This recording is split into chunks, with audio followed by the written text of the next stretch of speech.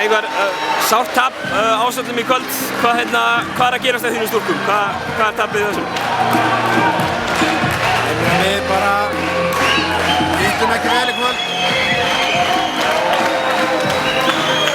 Og þegar við förum að skora í lokinu og erum að koma með áhlaup, þá erum við að fá bara allt oft körfur í bakið. Þá höfum við ekki að minka bilina eða mikið. Og að tala svona sóknarlega séð þá áttu þið afleitan annan leikluta. Var ekkert skert á línunum í hálfleik? Voruð þið bara komnar það langt aftur eða hvað? Nei, við skertum á línunum og vorum náttúrulega miklu meira í seinna.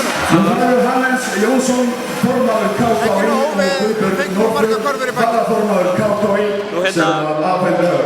Nú farið inn í þetta tímabil sem svona eitt af tveimur allavega sterkustu liðunum á blaði. Það hlýtur að vera svona ákveðið sátt að tapa báðum vikunum til Snæfells. Ætlið þið að koma með sama hóp á næsta ári? Verður þú áfram með liði? Ég veit ekki hvort það verið sami hópur eða sami þjálfari. Það verður bara að tölum saman núna næstu daga og það kemur í ljós hvernig það verður. Ég vona að þessar stelpur halda áfram að spila fyrir sitt félag.